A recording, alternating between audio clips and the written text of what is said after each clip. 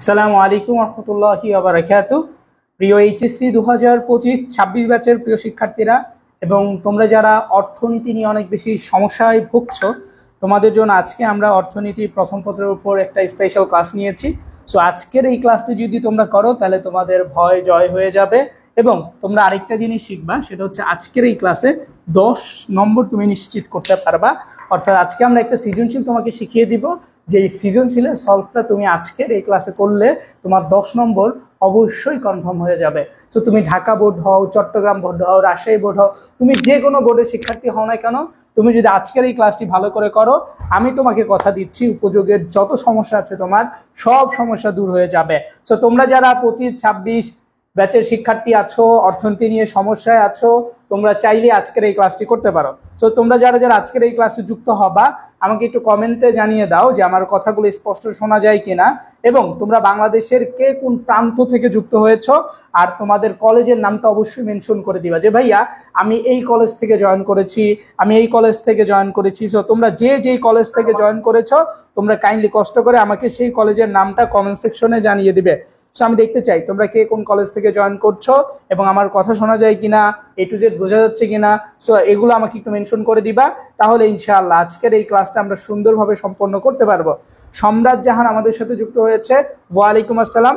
আরও তোমরা যারা আমাদের সাথে যুক্ত হচ্ছ তাদেরকে আমি বলছি যে অবশ্যই এই ক্লাসটা ফার্স্ট থেকে লাস্ট পর্যন্ত করবা, কারণ এই ক্লাসটা যদি তুমি ফার্স্ট থেকে লাস্ট পর্যন্ত না করো তাহলে তুমি সবকিছু বুঝতে পারবা না।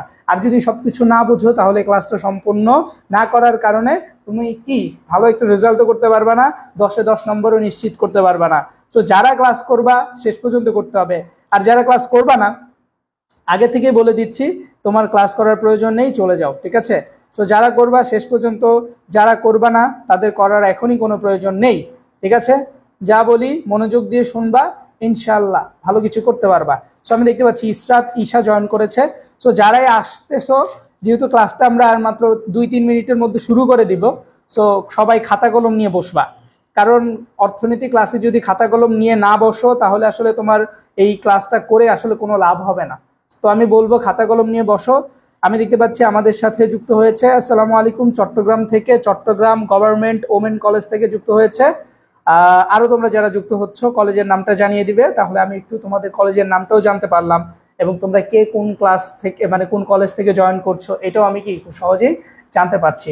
সো এটা কিন্তু অনেক বেশি খুবই সুন্দর একটা ব্যাপার হয়ে দাঁড়াবে ইনশাল্লাহ, তোমরা জানো তাই না? সো কমেন্টে জানো। সো আমি তোমাদের জন্য অপেক্ষা করছি, অল্প কিছুক্ষণ অপেক্ষা করার পরে আমরা আমাদের ক্লাসটি ইনশাল্লাহ শুরু করে দিব। সো আমরা মেনশন করে দিব, আমরা শেয়ার করে দিব। সবাই রেডি? যদি রেডি থাকো কমেন্টে লিখো যে ভাই রেডি, ক্লাস শুরু করেন। রেডি রেডি রেডি, যারা যারা ক্লাস করতে আসছো সবাই যদি রেডি হয়ে থাকো ইনশাল্লাহ বলো, তাহলে আমরা ক্লাসটি শুরু করছি, ঠিক আছে? অলরেডি অনেকজন শিক্ষার্থী জয়েন করে ফেলেছ।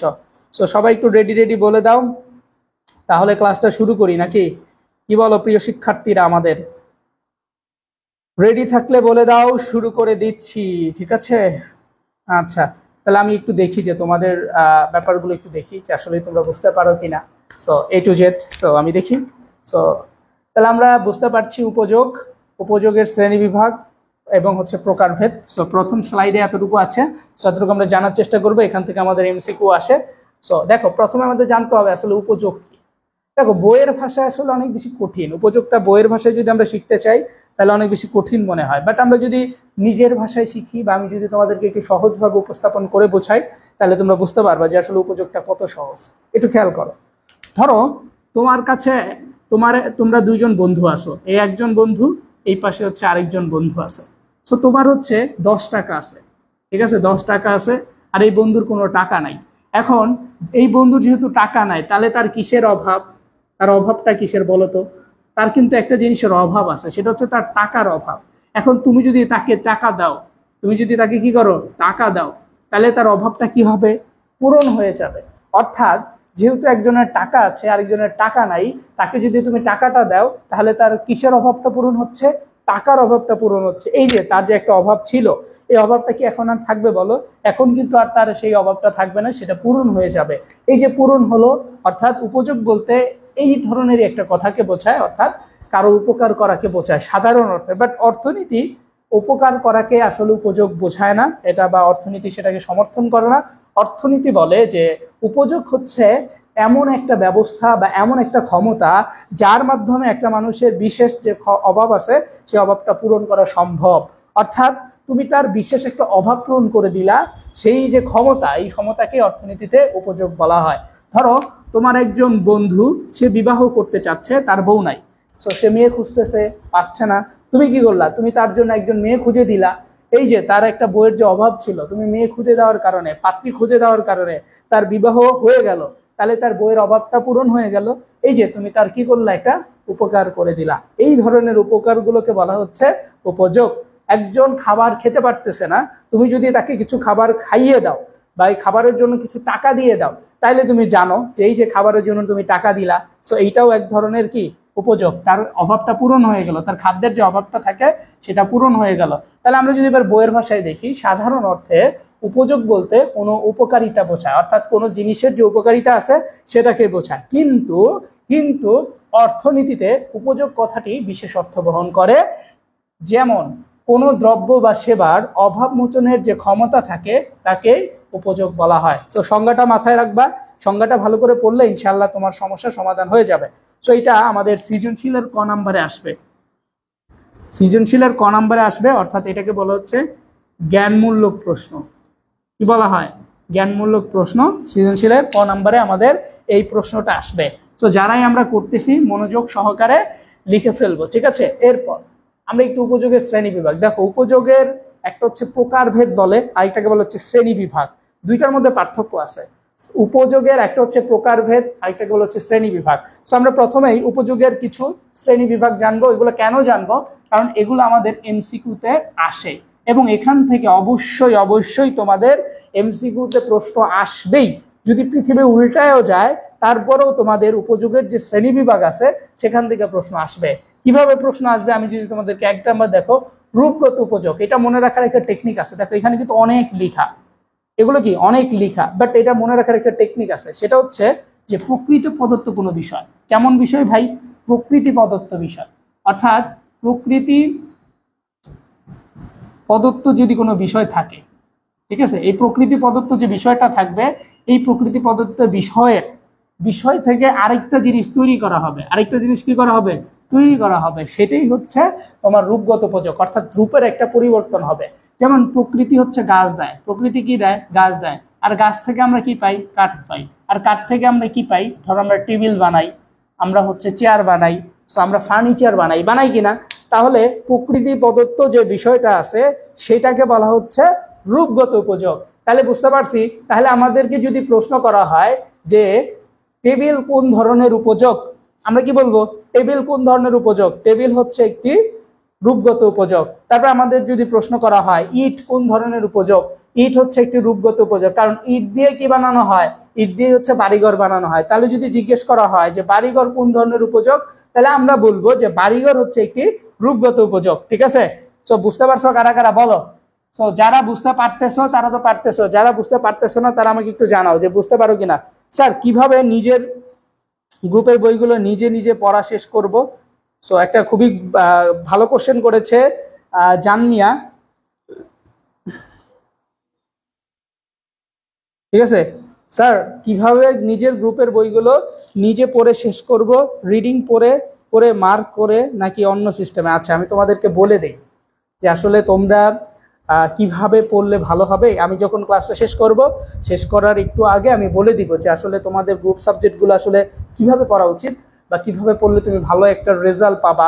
সো এটা আমি তোমাদেরকে বলে দেবো ইনশাআল্লাহ, ঠিক আছে? আচ্ছা তাহলে আমরা এতটুকু বুঝতে পারছি কারা কারা? সো যারা আমরা বুঝতে পারতেছি তো একটু কমেন্টে একটু বললে ভালো হইতো, কারণ তোমাদের যদি সারা শব্দ না পাওয়া যায় তাহলে আমিও বুঝতে পারতেছি না যে আসলে তোমরা বুঝতে পারতেছো নাকি পারতেছো না, ঠিক আছে? কারণ আমাকে তো অন্তত বুঝতে দিতে হবে যে ভাই আমি তো বুঝতে পারতেছি, আপনি পড়াইতে থাকেন, ঠিক কিনা? এগুলো তো আমাকে একটু বুঝতে দিতে হবে। যদি আমাকে বুঝতে দাও তাহলে আমি বুঝতে পারবো যে না না মাশাআল্লাহ আমাদের শিক্ষার্থীরা আমার কথাগুলো বুঝতে পারে, তাহলে আমি তাদের অর্থনীতি পড়াচ্ছি, সে বুঝতে পারতেছে, ঠিক আছে? তো দেখি আমি তাহলে তোমরা বুঝতে পারতেছো কারা কারা, কমেন্টে জানাও যে বুঝতে পারছো। আচ্ছা নুসরাত জাহান জয়েন করেছে, বলেছে আসসালামু আলাইকুম স্যার। ওয়ালাইকুম আসসালাম নুসরাত, কেমন আছো? আশা করছি তুমি অনেক ভালো আছো, ঠিক আছে। আচ্ছা, তাহলে আমরা রূপগত উপযোগ বুঝতে পারছি যে রূপের পরিবর্তন অর্থাৎ প্রকৃতি প্রদত্ত একটা বিষয়। তাহলে আমাদের কয়েকটা উদাহরণ হিসাবে আমরা হচ্ছে ঘর বাড়ি ধরতে পারি, ফার্নিচার ধরতে পারি, চেয়ার টেবিল ধরতে পারি, এগুলো, ঠিক আছে।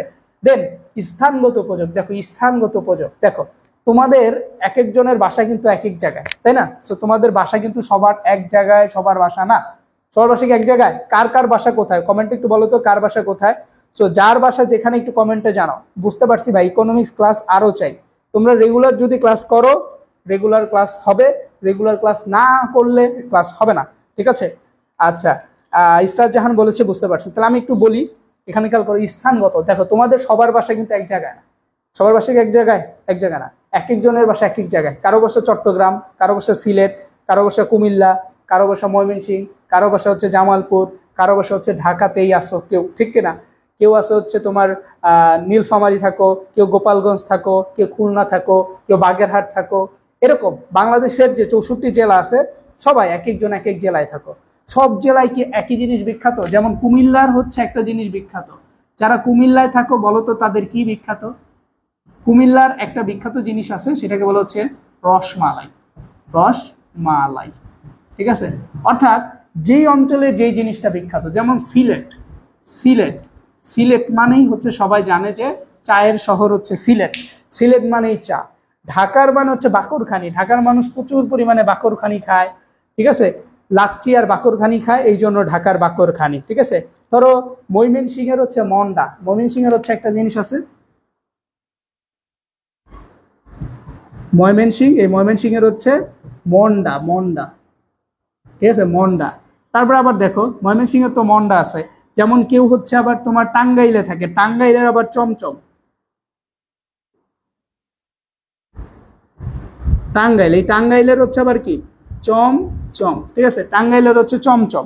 তাহলে দেখো এক এক জায়গার এক এক জিনিস বিখ্যাত। এই যে স্থানগত যে বিখ্যাত বিখ্যাত জিনিসগুলো আছে এগুলোকেই বলা হচ্ছে, যেমন বগুড়ার দই, একজন বলেছে বগুড়ার দই।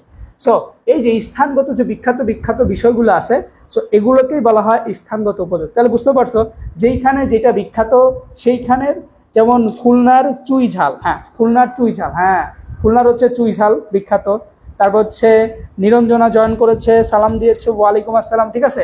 তো ময়মনসিংহের যেমন মন্ডা বিখ্যাত, টাঙ্গাইলের চমচম বিখ্যাত, বগুড়ার দই বিখ্যাত। সো এক এক জায়গায় এক একটা জিনিস বিখ্যাত, ঠিক কিনা? সো এই যে বিখ্যাত জিনিসগুলোর কি বলা হচ্ছে কি রূপগত উপযোগ, নাকি না এটা হচ্ছে স্থানগত উপযোগ। কি উপযোগ? স্থানগত উপযোগ। আমি আবারও বলতেছি, এগুলোকে বলা হয় স্থানগত উপযোগ, অর্থাৎ স্থানের উপর ভিত্তি করে এগুলো তৈরি করা হয়েছে এবং এগুলো বিখ্যাত হয়ে গিয়েছে। তাহলে আমরা বুঝতে পারছি যেখানে দেখবা যে সিলেটের চা, এর মানে ভাই সেটা কি? সেটা হচ্ছে অবশ্যই স্থানগত উপযোগ। তোমাকে যদি বলা হয় যে দই, তুমি মাথার মধ্যে নিয়ে আসবা ও আচ্ছা দই তো এক জায়গার বিখ্যাত জিনিস, সেটা কি? সেটা তো আমি জানি, সেটা কোথার? সেটা হচ্ছে বগুড়ার। ও আচ্ছা বগুড়া মানে কি?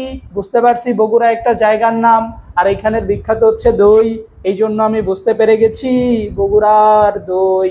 আর এই বগুড়ার দই হচ্ছে একটি স্থানগত উপযোগ, ঠিক কিনা? সো এটা বুঝতে পারছো কারা কারা? যারা বুঝছো আলহামদুলিল্লাহ। এরপরে সময় এবং কালগত উপযোগ। দেখো ভাই সময় এবং কালগত উপযোগটা হচ্ছে যত প্রকার সবজি আছে, সবজি বুঝছো, সবজি যত প্রকার সবজি আছে এই সবজিগুলোর নাম যদি কোনো জায়গায় মানে তুমি পাও, সবজি, তারপর হচ্ছে মশলা, ঠিক আছে, মশলা, এই জাতীয় যে বিষয়গুলো তুমি দেখতে পাবা, সবজি মশলা এই জাতীয় বিষয়গুলো তুমি যেখানেই দেখতে পাবা সেগুলোকেই বলা হবে সময় বা কালগত উপযোগ। তাহলে এখন যদি বলা হয় পেঁয়াজ কোন ধরনের উপযোগ, আলু কোন ধরনের উপযোগ, বলো তো? পেঁয়াজ, আলু এগুলো কোন ধরনের উপযোগ? গম, পাট এগুলো কোন ধরনের উপযোগ? ঠিক আছে, এগুলো কোন ধরনের উপযোগ?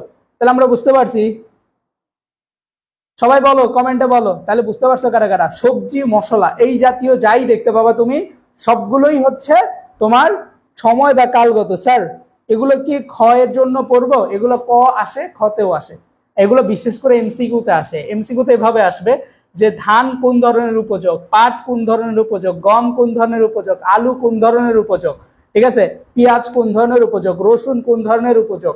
তো এই ধরন যখন আসবে তখন উত্তরটা লিখে দিবা ভাই এইভাবে এইভাবে, ঠিক আছে, বুঝতে পারছো? ক্লিয়ার? ক্লিয়ার।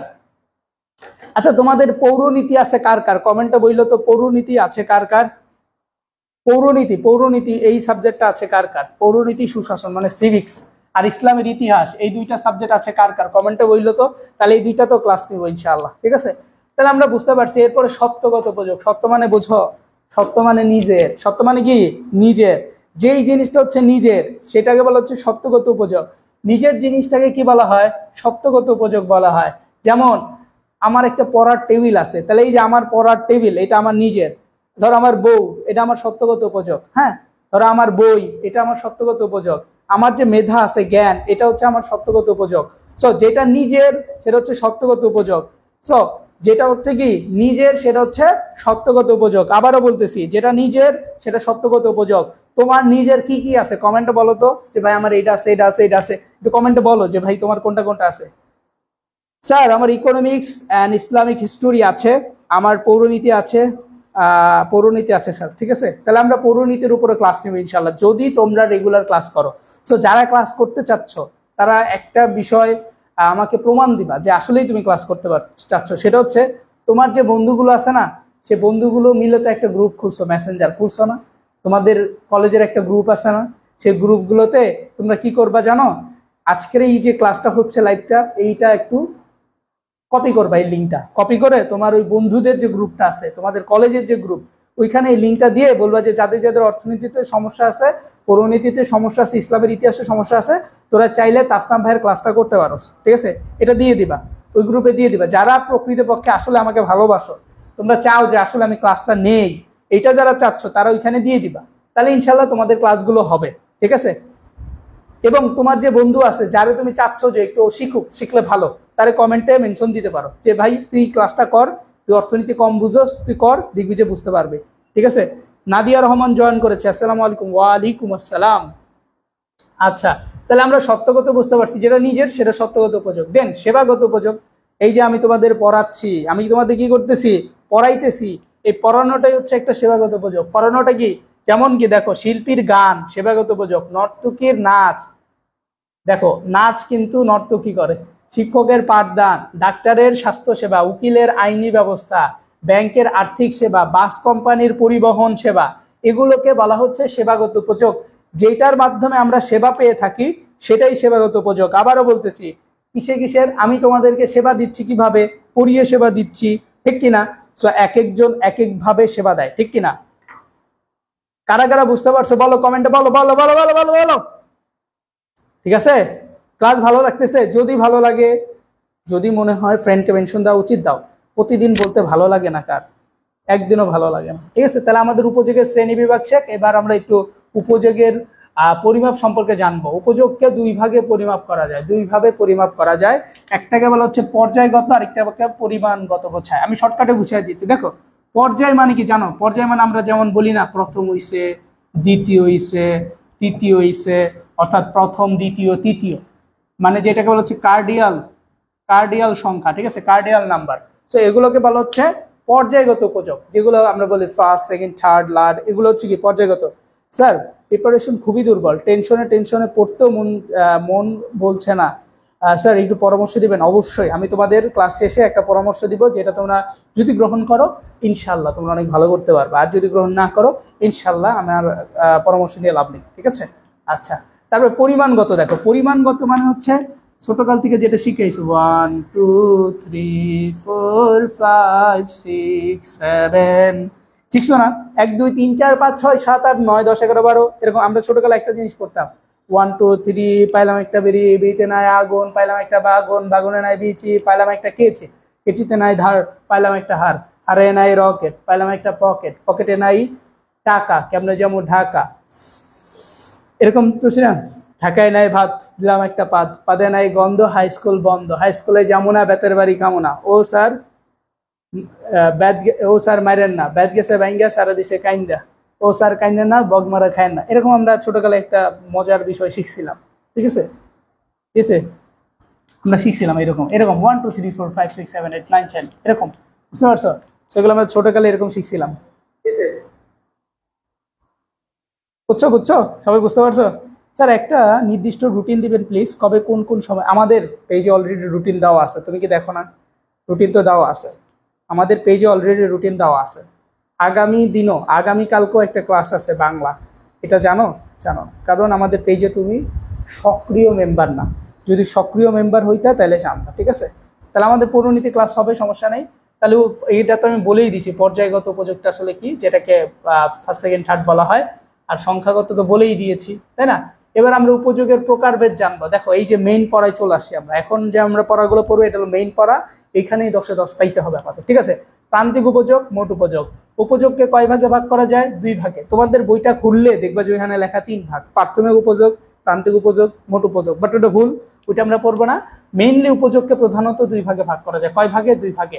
একটাকে বলা হচ্ছে প্রান্তিক উপযোগ, আরেকটাকে বলা হচ্ছে মোট উপযোগ। দেখো প্রান্তিক উপযোগকে বলা হয় এমইউ। এমইউ মানে হচ্ছে মার্জিনাল ইউটিলিটি। উপযোগের ইংরেজি হচ্ছে ইউটিলিটি। দেন তোমার টিইউ হচ্ছে টোটাল ইউটিলিটি, টোটাল ইউটিলিটি, ঠিক আছে? তাহলে আমাদের এই জিনিসটা মাথায় রাখতে হবে, প্রান্তিক উপযোগ, মোট উপযোগ, প্রান্তিক উপযোগ, মোট উপযোগ। উপযোগে কয় ভাগে ভাগ করা যায়? 2 ভাগে, প্রান্তিক মোট, প্রান্তিক মোট, mu TU, mu TU, mu TU, mu TU, ঠিক আছে? মাথায় থাকবে। তাইলে প্রান্তিক উপযোগ, মোট উপযোগ, mu TU, mu TU, mu TU, mu TU, mu TU, ঠিক আছে? দেন প্রান্তিক উপযোগ, মোট উপযোগটা কি আসলে আমরা একটু শিখবো। দেখো প্রান্তিক উপযোগ, প্রান্তিক উপযোগটা আসলে কি, দেখো কোনো নির্দিষ্ট সময়ে কোনো দ্রব্য বা সেবার অতিরিক্ত এক একক ভোগের ফলে মোট উপযোগের যে পরিবর্তন ঘটে তাকে প্রান্তিক উপযোগ বলে। একে এমইউ দ্বারা প্রকাশ করা হয়। তোমাদের প্রশ্ন আসতে পারে যে প্রান্তিক উপযোগকে কি দ্বারা প্রকাশ করা হয়, তখন আমরা উত্তর লিখবো যে এটাকে এমইউ দ্বারা প্রকাশ করা হয়। এবং একটা যে চিত্র দেখতে পাচ্ছ এটা হচ্ছে একটা প্রান্তিক উপযোগের চিত্র। কিসের চিত্র ভাই? প্রান্তিক উপযোগের চিত্র। আবারও বলতেছি, যে চিত্রটা তুমি দেখতে পাচ্ছ এটা হচ্ছে একটা প্রান্তিক উপযোগের চিত্র। তাহলে প্রান্তিক উপযোগ সহজভাবে মনে রাখার একটা টেকনিক আছে, সেটা হচ্ছে টিইউ এর পরিবর্তন কে এমইউ বলে। অর্থাৎ যখন টিউ মানে হচ্ছে মোট উপযোগ, সো মোট উপযোগের যখন পরিবর্তন হবে, এই মোট উপযোগের পরিবর্তনকে বলা হচ্ছে কি প্রান্তিক উপযোগ। মোট উপযোগের যে পরিবর্তন হবে সেটাকে প্রান্তিক উপযোগ বলা হবে। আবারও বলতেছি, মোট উপযোগের যে পরিবর্তন সেটাকেই বলা হচ্ছে প্রান্তিক উপযোগ। সে শর্টকাটে মনে রাখার টেকনিক। তাহলে টিউর যে পরিবর্তন সেটাই হচ্ছে প্রান্তিক উপযোগ। টিউর যে পরিবর্তন সেটাই কি, সেটাই হচ্ছে প্রান্তিক উপযোগ। টিউর পরিবর্তনই হচ্ছে প্রান্তিক উপযোগ। টিউর পরিবর্তন কি? প্রান্তিক উপযোগ, ঠিক আছে? টিউর পরিবর্তন প্রান্তিক উপযোগ। ক্লিয়ার? সবাই বুঝতে পারছো? তাহলে টিউর যে পরিবর্তন হয় সেটা হচ্ছে প্রান্তিক উপযোগ। শর্টকাট টেকনিক মনে রাখার। আর যদি সুন্দরভাবে আমরা একটু সংজ্ঞার সহকারে মনে রাখি, কোনো নির্দিষ্ট সময়ে কোনো দ্রব্য বা সেবার, কোনো নির্দিষ্ট সময়ে কোনো দ্রব্য বা সেবার অতিরিক্ত এক একক ভোগের ফলে মোট উপযোগের যে পরিবর্তন ঘটে, এর মানে মেইনলি মোট উপযোগের যে পরিবর্তনটা ঘটবে সেটাকে বলা হচ্ছে প্রান্তিক উপযোগ। কারা কারা বুঝছো কমেন্ট করো, যারা যারা বুঝছো কমেন্টে বলো, যারা যারা বুঝছো কমেন্টে বলো। তাহলে আমরা বুঝতে পারছি টিউ এর যে পরিবর্তন ঘটবে সেটা হচ্ছে কি প্রান্তিক উপযোগ। কারা কারা বুঝছো কমেন্টে বলো। এরপর আমরা মোট উপযোগে চলে যাব। আচ্ছা, প্রান্তিক উপযোগ অর্থাৎ সূচি থেকে চিত্র অঙ্কন করতে হবে। একটা সূচি দেওয়া আছে, তোমাদের পরীক্ষায় হচ্ছে এইরকম থাকবে, বুঝছো? এরকম একটা সূচি দেওয়া থাকবে এবং এই সূচি থেকে তোমাদেরকে বলবে যে তোমরা প্রান্তিক উপযোগ রেখা অঙ্কন করো, প্রান্তিক উপযোগ রেখা অঙ্কন করো। এটা হচ্ছে সৃজনশীল গ নাম্বারে দেওয়া থাকবে। তো এটা আমরা এখন শিখবো যে কিভাবে সূচি থেকে চিত্র অঙ্কন করতে হয়। তাহলে আমরা একটু খেয়াল করি, এখানে দেখো, এখানে 1 2 3 4 5 5টা দেওয়া, তাই না? এখানে কয়টা দেওয়া? 5টা দেওয়া। সো 5টার মধ্যে আমরা অলরেডি দেখতে পাচ্ছি যে উপরে 3টা শূন্য। সো আমাদের একটু বুঝতে হবে যে আসলে চিত্রটা আমরা কিভাবে আঁকবো। যারা জীবনও চিত্র আঁকো নাই তারা কিভাবে আঁকবা? এভাবে একটা দাগ দিবা, ঠিক আছে? দাগ দেওয়ার পরে এইখান থেকে এই পর্যন্ত একটা দাগ দিয়ে দিবা। দেখো মাইনাস আছে না, মাইনাস থাকার কারণে তুমি কি করবা, এটা নিচে নিয়ে নিবা। কি করবা? নিচে দাগ দিয়ে দিবা। খেয়াল করো, তাহলে তুমি দেখো এখানে শূন্য আছে, তাহলে শূন্যর আগে কয়টা ঘর আছে? 1টা 2টা 3টা আছে। শূন্যর আগে যেহেতু 3টা ঘর আছে, এর মানে তুমি এখানে দাগ দিবা। দেখো একটা দাগ দিবা, ঠিক আছে? তারপরে 2টা দাগ দিবা, তারপরে 3টা দাগ দিবা। তাহলে দেখো, তাহলে এখানে হচ্ছে শূন্য, তারপরে এখানে কি শূন্যর পরে আছে 5, 5-এর পরে আছে 10, 10-এর পরে আছে কত? 10-এর পরে আছে হচ্ছে তোমার কি বলে এটারে 15, 15 আছে। 10-এর পরে কত আছে বলো? 15 আছে। যারা বুঝতে পারতেছো একটু কমেন্টে বলো।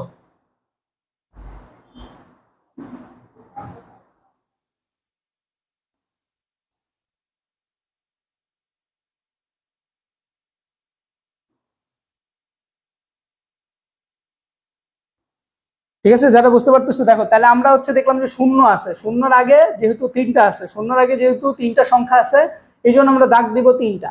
এই জন্য আমরা কয়টা দাগ দিছি? তিনটা দাগ দিছি। এরপরে শূন্যের নিচে একটা মাইনাস আছে, এই জন্য নিচ দিয়ে আমরা আরেকটা দাগ দিব। দেখো এর নিচে যেটা আছে সেটা হচ্ছে -5, সেটা হচ্ছে কি -5 আছে, নিচে যেটা আছে সেটা হচ্ছে -5 আছে। এবার আমরা একটু বিন্দুগুলো বসাই দিতে পারি, এটা এ বিন্দু, এটা বি বিন্দু, এটা সি বিন্দু, এটা ডি বিন্দু, আর এই যে নিচে যেটা আছে সেটা আমরা দিতে পারি ই বিন্দু। ঠিক আছে, নিচে যেটা আছে সেটাকে আমরা কি বিন্দু দিতে পারি? ই বিন্দু দিতে পারি, ঠিক কিনা? তাহলে নিচে যেটা আছে সেটাকে আমরা একটা বিন্দু দিতে পারি, সেই বিন্দুর নাম হচ্ছে ই বিন্দু। তাই একটু খেয়াল করো, আমরা যদি এটা ই বিন্দু দেই, এই বিন্দুটার নাম দিলাম হচ্ছে ই বিন্দু, তাহলে আমাদের হলো চিত্র মোটামুটি অঙ্কন করা শেষ। এই হচ্ছে আমাদের মোট উপযোগের যে চিত্র আছে, সরি প্রান্তিক উপযোগের যে চিত্র, সেই চিত্রটা আমরা অঙ্কন করলাম। এতটুকু বুঝতে পারছো কারা কারা? এটা হচ্ছে প্রান্তিক উপযোগের চিত্র। তাহলে চিত্র অঙ্কন করলেই কি হবে? হবে না, চিত্র অঙ্কন করার পরে আমাদেরকে ব্যাখ্যা দিতে হবে, ব্যাখ্যা দিতে হবে। তাহলে আমি আবারও বুঝাই, যদি দেখি যে শূন্য আছে, শূন্যর আগে যে কটা ঘর থাকবে, শূন্যর আগে যে কটা ঘর থাকবে সবগুলা ঘরের জন্য একটা করে দাগ দিতে হবে। আবারও বলতেছি, শূন্যর উপরে যে কয়টা ঘর দাগ হবে সেই কয়টা। তাহলে ঘর আছে একটা, দুইটা, তিনটা, দাগ দিছি একটা, দুইটা, তিনটা। ঠিক আছে, দাগ কয়টা দিছি? তিনটা। আর দেখো শূন্যের নিচে, শূন্যের নিচে -5 আছে, এই জন্য দাগ দিছি কয়টা? একটা, মানে একটা আছে এই জন্য দাগ দিছি একটা। এটা বুঝতে পারছো? এরপর আমাদের ব্যাখ্যা দিতে হবে, আমরা ব্যাখ্যা দিলেই তারপর আমাদেরটা রাইট হয়ে যাবে। সো ব্যাখ্যাটা হচ্ছে দিতে হবে, তাহলে আমাদের রাইট হয়ে যাবে। দেখো সব সময় এই দিক দিয়ে যেটা হবে সেটা হচ্ছে এমইউর পরিমাণ, এমইউ এর পরিমাণ। তাহলে এই পাশে যেটা থাকবে সেটা হচ্ছে এমইউর পরিমাণ, আর এই পাশে যেটা থাকবে এই যে নিচে, নিচে যেটা থাকে 1 2 3, হ্যাঁ 4, আর এই যে এই পাশে যেটা আছে 5। তাহলে দেখো এখানে 1 2 3 4 5, এই যে দেখো 1 2 3 4 5। তাহলে এটা কিসের পরিমাণ? এটা হচ্ছে কিউ এর পরিমাণ। কিউ এর পরিমাণ মানে জানো? কিউ এর পরিমাণ। ঠিক আছে, তাহলে এই যে আমাদের এখন লিখা দেওয়ার কারণে আমাদের ফুলটা হয়ে গিয়েছে, অর্থাৎ আমরা এখন সূচি থেকে প্রান্তিক উপযোগ রেখা অঙ্কন করতে পারছি। সো এইভাবে অঙ্কন করার পরে আমাদেরকে একটু ব্যাখ্যা দিতে হবে। আমরা কিভাবে ব্যাখ্যা দিব আমি যদি একটু মুখ দিয়ে বলি, দেখো নিচের অংশটাকে বলা হচ্ছে ভূমি, এই অংশ যেটা আছে এটাকে বলা হচ্ছে ভূমি, এটাকে কি বলে? ভূমি বলে। আর উপরে যে অংশটা আছে এটাকে বলা হচ্ছে লম্ব, এটাকে কি বলে? লম্ব। আবার এটাকে অনেকে বলা হচ্ছে এক্স অক্ষ, কি বলে? এক্স অক্ষ। আর এটাকে অনেকে বলা হচ্ছে ওয়াই অক্ষ। ঠিক আছে, ওয়াই অক্ষ। তাহলে আমরা বলতে পারি চিত্রে, চিত্রে ভূমি অক্ষ বরাবর, ভূমি অক্ষ বরাবর কিউ এর মান এবং লম্ব অক্ষ বরাবর এমইউ এর মান দেখানো হয়েছে, ঠিক কিনা? তাহলে আমরা বুঝতে পারি কি চিত্রে ভূমি অক্ষে কিউ এর মান, লম্ব অক্ষে এমইউ এর মান দেখানো হয়েছে। এবং চিত্রে, চিত্রে A B C D E হচ্ছে বিভিন্ন বিন্দু, যেখানে কি করা হচ্ছে? যেখানে বিভিন্ন প্রান্তিক উপযোগের পরিমাণ বোঝানো হচ্ছে, ঠিক কিনা? বিভিন্ন বিন্দুতে যেখানে এত পার্সেন্ট, এখানে এতটুকু, এখানে এতটুকু, এখানে এতটুকু, এরকম বোঝানো হচ্ছে। ঠিক আছে, আর এই দুইটাকে আমরা বলবো একক। কি বলবো? একক। এখন আমরা একটু ব্যাখ্যা লিখব। ব্যাখ্যাটা কিভাবে লিখব? ব্যাখ্যাটা আমাদেরকে এইভাবে লিখতে হবে, যখন এমইউর পরিমাণ, যখন এমইউর পরিমাণ, যখন এমইউর পরিমাণ কি ভাই? দেখো যখন এমইউর পরিমাণ হচ্ছে সর্বোচ্চ, মানে 15 একক, যখন এমইউর পরিমাণ সর্বোচ্চ তখন ভোগের একক হচ্ছে কত? দেখো তাহলে আমরা এইখান থেকে সুন্দর করে দিতে পারি, ঠিক কিনা? তাহলে আমরা এখান থেকে সুন্দর করে দিতে পারি, দিতে পারি কিনা? তাহলে আমরা বলতে পারি যখন ভোগের পরিমাণ 1 একক তখন এমইউর পরিমাণ সর্বোচ্চ, যখন ভোগের পরিমাণ 2 একক তখন এমইউর পরিমাণ 10 একক, যখন ভোগের পরিমাণ 3 একক তখন এমইউর পরিমাণ 5 একক, যখন ভোগের পরিমাণ 4 একক তখন এমইউর পরিমাণ 0 একক, যখন ভোগের পরিমাণ 5 একক তখন এমইউর পরিমাণ -5 একক। অর্থাৎ আমরা এই জিনিসটা বুঝতে পারতেছি, কি বুঝতে পারতেছি? যতই ভোগের পরিমাণ বৃদ্ধি পায় এমইউর পরিমাণটা কমতে থাকে, যতই ভোগের পরিমাণটা বৃদ্ধি পায় এমইউর পরিমাণ কি হয়? কমতে থাকে। অর্থাৎ যতই ভোগের পরিমাণ বৃদ্ধি পাবে এমইউর পরিমাণটা আস্তে আস্তে কমতে কমতে মাইনাসে চলে যাবে। কোথায় চলে যাবে ভাই? মাইনাসে চলে যাবে, বলো ঠিক কিনা? এই জন্যই, এই জন্যই, এই জন্যই যখন এমইউর পরিমাণ হচ্ছে সর্বোচ্চ হয় তখন ভোগের পরিমাণ হচ্ছে 1 একক থাকে। ঠিক আছে, সব মাথায় বুঝতে পারছো কারা কারা? বলো, যারা বুঝতে পারছো কমেন্টে বলো। ঠিক আছে, বলো, কমেন্টে বলো। তাহলে এই জিনিসটা আমাদের বুঝতে হবে, যদি আমরা বুঝি তাহলে সুন্দরভাবে ব্যাখ্যা দিতে পারবো। এখন আমি তোমাদেরকে ব্যাখ্যাটা বলে দিচ্ছি, চিত্র এখানে ব্যাখ্যাটা, এইটা তোমরা একটা স্ক্রিনশট দিয়ে রাখতে পারো ইনশাআল্লাহ, তাইলে তোমরা বুঝতে পারবা। ঠিক আছে, খেয়াল করো।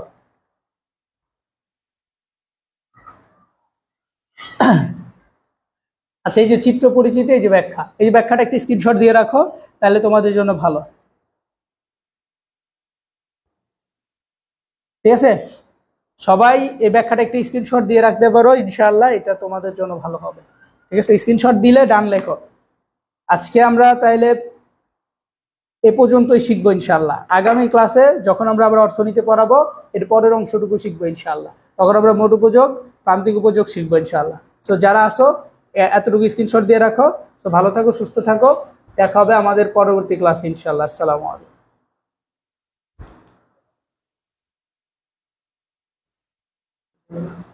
দিচ্ছে তো স্ক্রিনশট।